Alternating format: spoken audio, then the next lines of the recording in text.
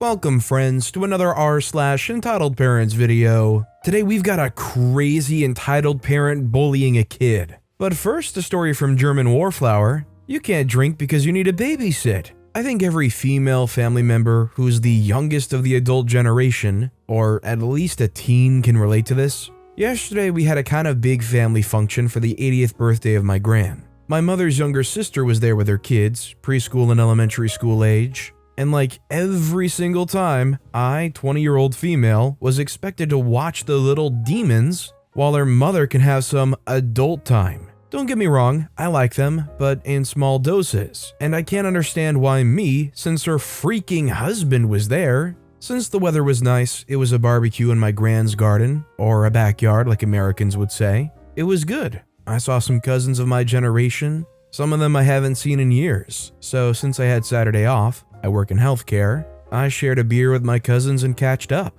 Well, then my aunt came in and asked why I dared to drink since I have to watch over her kids today since she needs some adult time. I just asked her what about her husband and she gave me the whole sob story of, he worked all week.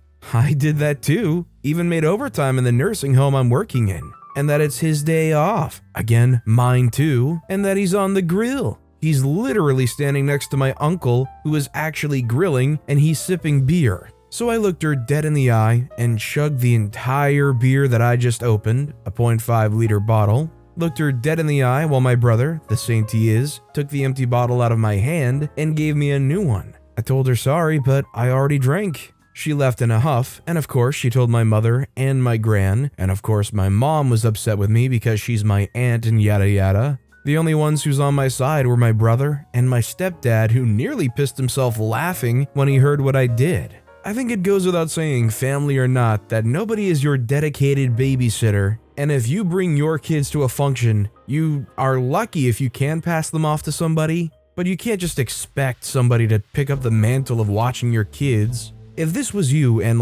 they literally dropped their kids off right there, would you just continue drinking your beer and ignoring the kids? Wash your hands of any responsibility? Let me know in the comments down below. Our next story is from somewhere unlikely, entitled Karen almost unalives herself and her kid. This isn't my story. My dad is friends with a train engineer, and he would always be super nice to me and my family. And he told us this insane, crazy story. Info you'll need to know. So this story is about a train engineer, and as everyone knows, trains can't stop on a dime. But the important info you'll need to know is about wheel slips. Sometimes trains can have a failed start or stop and slide across the track because the wheels lose traction. If a train goes into a wheel slip while stopping, it's extremely difficult to stop. Wheel slips are usually caused by weight distribution or not being able to gain traction. If a train has too much weight, it can go into a wheel slip easily. So the people who load the train need to make sure that it's just the right amount of weight distribution. On to the story. So let's call my dad's friend Tom. Tom was on his normal route, and in the conductor's seat is someone we'll call Bill. Tom was going around 70 miles per hour and was about to come up on a crossing. In the distance, you could see a car on the crossing. He thought that the arms hadn't gone down yet, and the cars were still crossing, as it was still a ways away. As he got closer, he noticed a car was parked on the crossing, and a woman and a kid were standing beside it on the tracks, holding up a sign that Tom couldn't read. But he immediately knew this was bad. He slammed on the emergency brakes and blew the horn as loud as he could to try to warn the woman. As he got closer and closer, she wouldn't budge. But then the train went into an unexpected wheel slip. I'll explain why after. And now they were sliding at a high velocity and heading straight towards the mom and presumably her son. Bill and Tom were panicking, letting trains nearby know what was going on. People who saw the occasion were yelling at the woman and her kid. And as they were approaching her, people realized she wasn't gonna budge due to what her signs stated. People ran and came and pushed her out of the way. Then a few moments later, Tom and Bill slammed into the car, and since they were in a wheel slip, they couldn't slow down. Luckily, after a bit, Bill and Tom managed to gain traction again and stopped 2.5 miles later. Bill and Tom were scared to death about the mom and the kid. And despite their protocol, they jumped out of the engine and ran to see if her and her kid were okay. Luckily, they knew that they would be there because the police would need to ask questions. After, apparently, according to Tom, what seemed like forever, they finally made it back to the crossing. They found the mom and the kid, and she wasn't there because she was stuck, she was protesting. The entitled mom proceeded to have a conversation like this. She says, "Finally, now I want you to meet my son. He wants a ride in your train." Tom says, "What?" The kid says, "I want to be a train driver. Can I go pull the horn?" Tom says, "Sorry, kid, no, we can't allow that." The entitled mother says, "Let him do it. He's just curious. Besides, you owe us one since you attempted to kill us." Tom says, "Why's that?" Before entitled mother proceeded to yell at Tom, Bill found the sign and told Tom to read what it said. The sign stated, "Stop crashing into cars because you're too lazy to stop and enjoy the fun of demolition. Embrace the new generation." Tom says, "What are you trying to say?" The entitled mother says, "The whole thing about trains can't stop on a dime is an old wives' tale. Admit it. You don't stop because you enjoy crashing into cars." Tom says, "What? No, we don't stop because we can't stop. The entitled mother says, "I've heard it all before, and I'm tired of being lied to."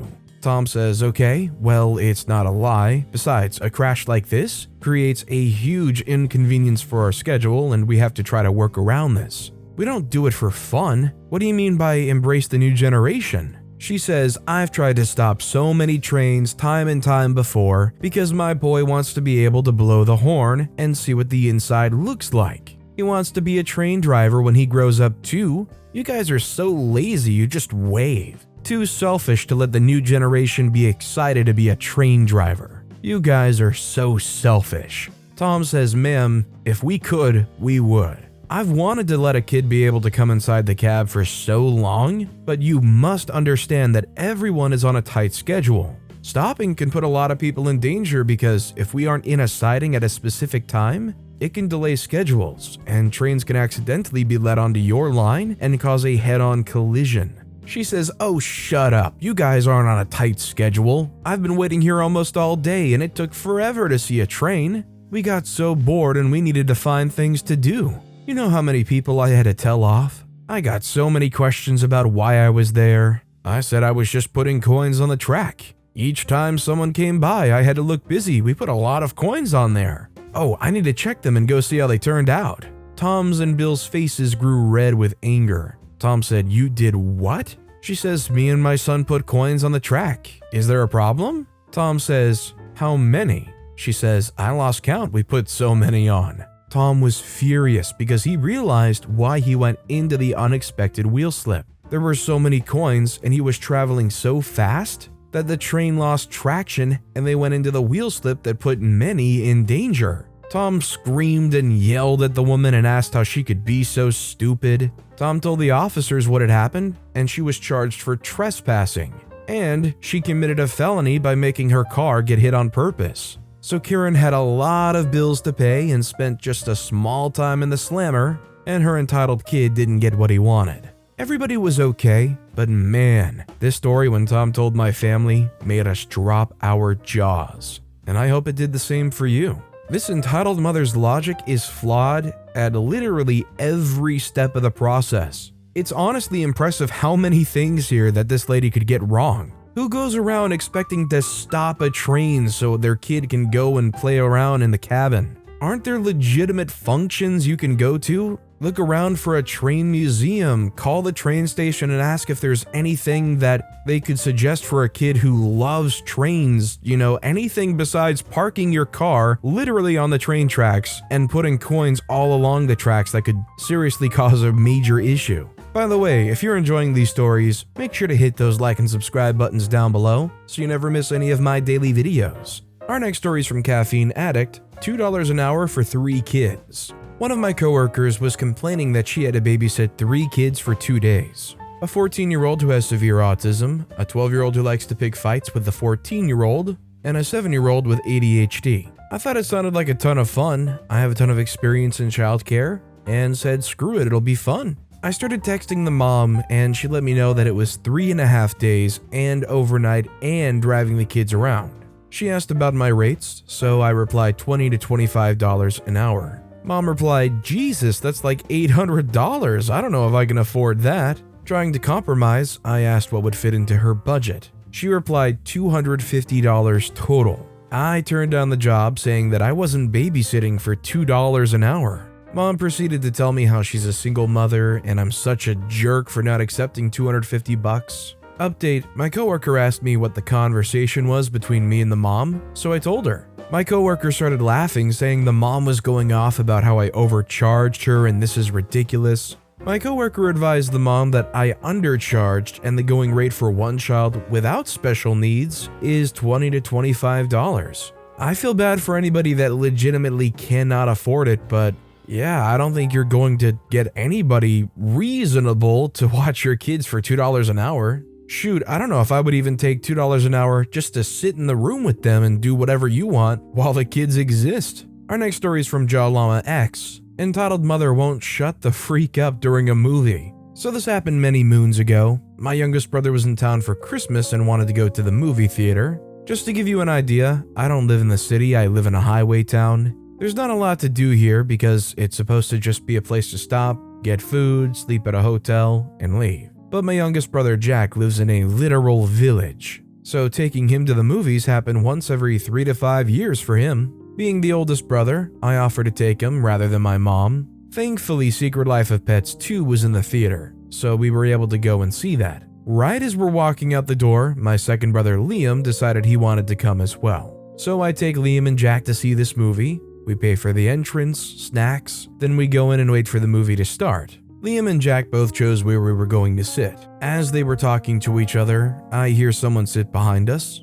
Oh well, it's a public place, they can sit wherever they want. It wasn't a packed theater, so I found it odd that they would choose to sit directly behind us. I glanced back to see who sat there, and it's a mother and a child, probably around 3 to 7. I flashed them a smile, only to have entitled mother roll her eyes at me. I just shrug it off and turn back to my brothers who are minding their own business. I feel someone tap on my shoulder, so I turn around. She says, "Hi, can you please move? My child can't see over you since you're very tall." I'm 5'6", and entitled mother's taller than me in the seat alone. I say, "I'm sorry, ma'am. My brothers chose the spot, and I'm not comfortable leaving their sides." My brothers are 10 and 11, so not incapable of being alone, but since Jack is never in town, I knew he wasn't comfortable being without me. I know I could have moved us all into another spot, but I felt like she could have moved as well. We weren't right at the front, nor right in the back, and as stated, it wasn't packed. There were many other places to move to. What's so special about those chairs? Some could argue the same for me, but oh well, this is in the past. She says, "Fine then huffs and leans down to her poop eater. "I'm sorry you can't see, honey. This rude man won't move for us. So you're just going to have to suffer through the entire movie." I just stay quiet. I'm not about to cause more of a scene around Jack. If it were Liam and I alone, then maybe I would have thrown more of a fit, but for Jack's sake, I stay quiet. That was it for the most part, until she started talking to her kid through nearly every scene. "It's okay, honey, Max will fix it. It's okay, honey, it's just a movie. It's okay, honey, there's no need to be scared. It's okay, honey, Duke will be okay." Eventually, I felt Jack nudge my arm. He was on my left and Liam on my right. I look down to him, and Jack nods his head backwards to the lady. I roll my eyes because I know how this lady's going to handle this. I lean back as she's mid-telling her kid, "It'll be okay because this'll happen," when I look at her. I say, "Ma'am, I understand your child's young and might be scared sometimes, but you're talking too much and too loud.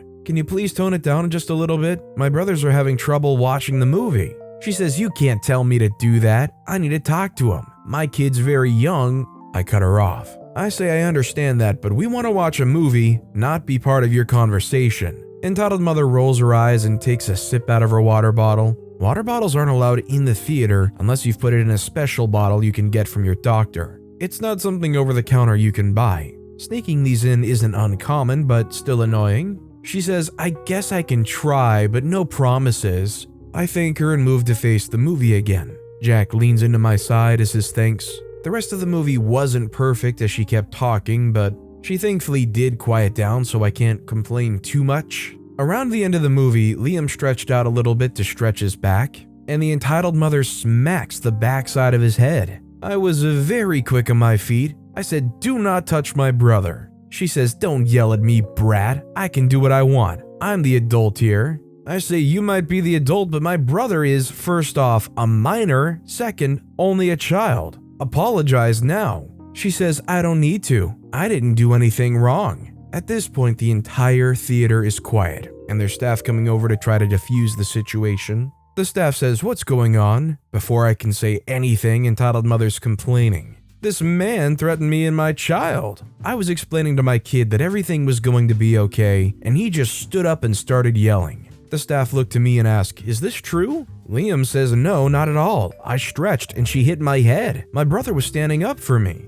At this point, Jack's curled up in his seat, almost in tears. He just wanted to have a good time at the movies, and now there's yelling and fighting. Before I could explain my side of the story, the child speaks up. The entitled kid says, "My mommy wasn't doing anything wrong. He was being mean," or something like that. The staff say, "Sir, I'm going to need you to leave." And I say, "No, I will not. She's been causing me issues since the start." A few rows behind the mother and her kid, someone else stood up. The stranger said, "It's what OP said. That kid was stretching and then he stood up to defend, I guess, his brother. She's been asked by myself and them to be quiet multiple times, but she hasn't." At this point, the staff didn't seem to know who to believe. He just kinda stood there stuttering. At this point, I turned to Jack, kneel down to him and ask him, "Do you want to stay or do you want to go?" He says, "Stay, I want to finish the movie." The stranger says, "How about she," entitled mother, moves in front of them. The staff says, "Yeah, what he said. Ma'am, please move your things." She says, "I don't want to." At this point, more staff have come over to figure out what's happening. Entitled mother's putting up a fit, Jack and Liam are trying to watch a movie, and I just want this lady to shut the freak up. Eventually, security is called. Security was the first person who took our money. She had no real qualifications to be security. She just was. And the entitled mother gets two options: leave or move seats. Entitled mother had to be carried out of the theater after claiming that me and my child have a disability making it hard to walk. One of the male staff members just said, "That's okay, I can carry you." After that, we sat down and finished the movie. As an apology from the workers, Jack, Liam, and I got to take home 2 posters each. I gave my 2 to Jack and Liam, so they got 3. Jack still mentions it today. He says he doesn't really remember why things happened, but he remembers how he felt in the time and how crappy the movie was. Honestly, it was so nice to see that stranger step up in that moment, because you can see how in this story, a mom and just their kid, the kid says, "Oh, they were being mean to us." How easy it is for somebody that's not in the know to just side with the mom and the kid.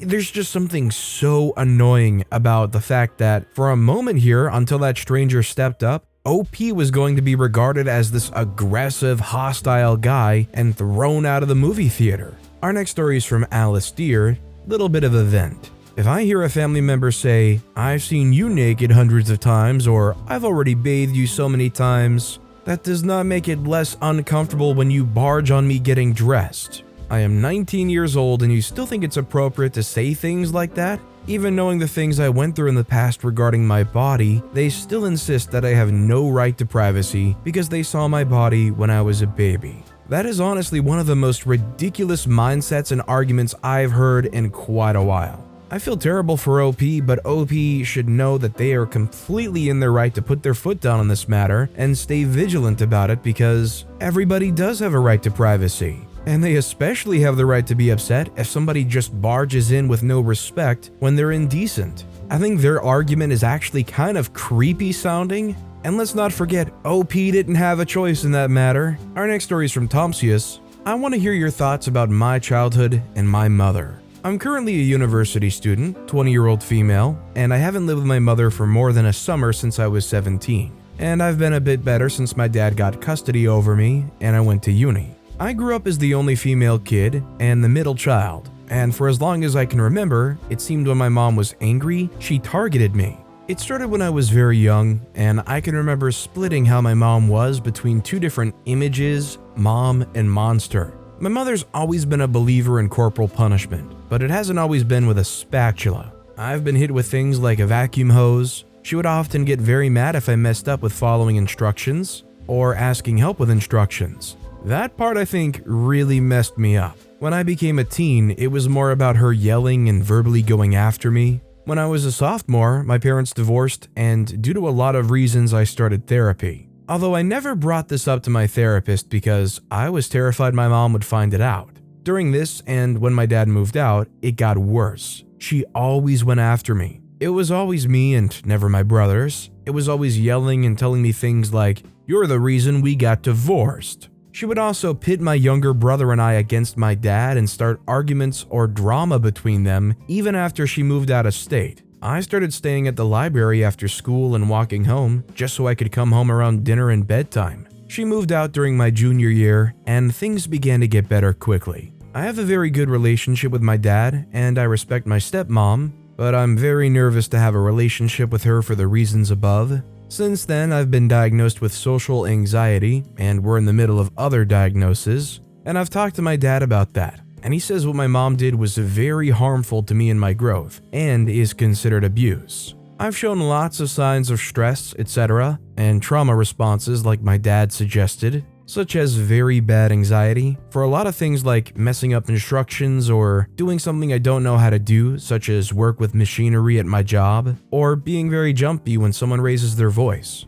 I've also had very bad stomach issues since high school that may be related, and I've learned how to avoid conflict with things like keeping quiet, stopping conflict between my brothers before it gets to my mom and she gets mad. I'm not sure what to call this because it feels wrong to call it abuse. Maybe I love my mom too much, maybe she was a good mom when she wasn't angry, or maybe it's something else. But I've never been able to bring it up at therapy. I still talk to my mom because I don't know if I could cut her out. In a way, I think she's entitled to a relationship and see her about once a year, but I never feel truly safe there. What are your thoughts? I definitely think one of the biggest humps for OP to get over here is to introduce it into their therapy. To me, it seems like some kind of internal struggle that I don't know will really ever get solved unless OP really goes through a process of trying to figure it out. It might suck, especially because you're bringing up past stuff and refreshing these things and trying to think through them. And maybe that's a big part of why they don't want to bring it up, but I think most of us can agree the definite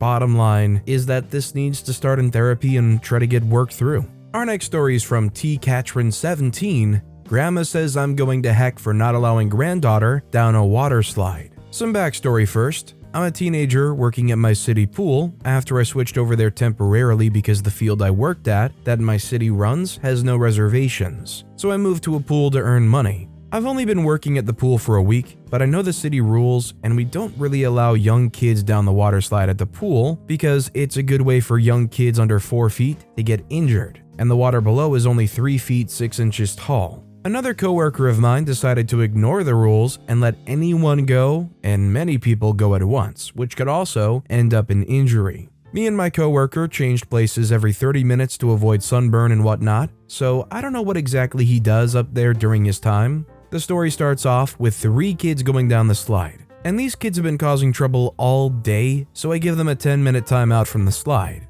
After that, I see a really small child who clearly could get injured going down the slide and tell her she sadly needs to go to the bottom using the stairs. 2 minutes later, her grandmother appeared and starts yelling at me. Let's call her GM. She says, "Why do you think you can talk to these kids like that?" I say, "Mama, I don't understand." She says, "You can't yell at kids, you son of a witch. And my granddaughter deserves to go down that slide." I say, "No ma'am, she can't, and it's not my rules to dictate who and who cannot go down the slide. I'm only following the rules I was told."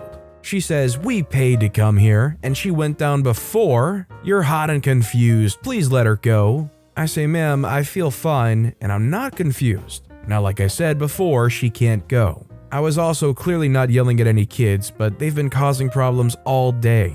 I'm only doing what... She says, "No, you're not. I've seen you yell at them for no reason, especially my granddaughter. You need God, and even then he'll send you straight to heck." At this point, I'm annoyed and very angry, but try to hide it. I say, "Ma'am, please leave the slide." I repeated this like 20 times while she was yelling at me about some stupid religious stuff. She says, "Let me see your manager so I can get you fired. You belong in heck, you son of a witch." At this point, she leaves and gets my manager, but luckily my manager takes my side and I'm not in trouble. She gave me a headache, but I don't have to deal with her again, and I think she got kicked out of the pool for the rest of the summer. The other coworkers mad at me because I was doing what I believe was right and making sure no one got hurt. So am I in the wrong? I think there's literally no way that OP could be in the wrong here. They're literally following the safety rules. Everybody here is upset and saying that OP's going to go to heck because they're following the safety rules of a city pool? I'm sorry, I'm not just willingly letting your kid get injured and or possibly drown. It's hilarious that they have to drag religion into it too. Well, I guess because I'm looking out for your kid and all the other kids and all of their safety, guess I'll have to go to heck and deal with that. Grandma said I'm gonna go there, so I guess there's no other choice. Maybe the man downstairs will cut me some slack for how crappy of a reason it was. And our final story of the day is from Peck890, entitled Mother Defends Daughter's Bullying at Amusement Park. I, 16-year-old male, work at a local amusement/water park. It's a really fun job and I enjoy it most of the time. I work in the arcade at the park, and it's always nice to see kids come up and pick their prizes. We have a season pass and have many families who come here regularly. One of the groups that come here regularly is a group of 6 boys who are 13. These boys come almost every day.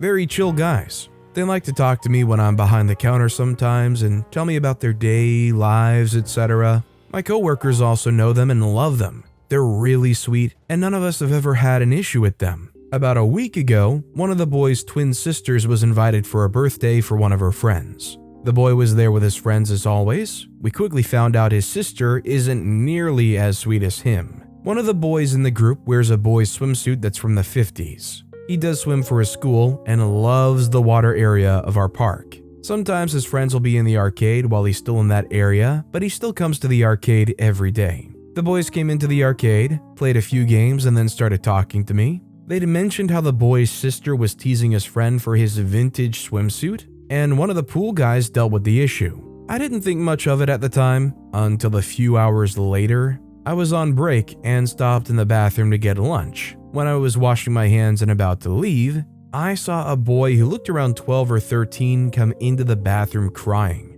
I stopped and asked him if everything was okay. He told me that the bullies from his school were there and making fun of him again. I told him to talk to me about what was happening. He started telling me about the girls picking on him, and I asked to see where they were. At that point, they'd left the pool area, and I looked around the park for them with him until we found them at one of the games. I explained to my coworker who was at the operating booth, and we got our manager. The boy was at the park with 2 friends who told them they were going to get food. I brought him to my boss's office. He explained everything that happened, and I went to get my lunch. After I was done eating, I went back to the arcade. The group of boys came to me as soon as I got back and were telling me all about how this one boy's sister got in trouble and how the mother was called. I quickly realized one of the girls I had just seen was his sister. That night after my shift, I was calling one of my coworkers and friend, 21-year-old male, and he was telling me about how the mother of one of the girls came and went crazy,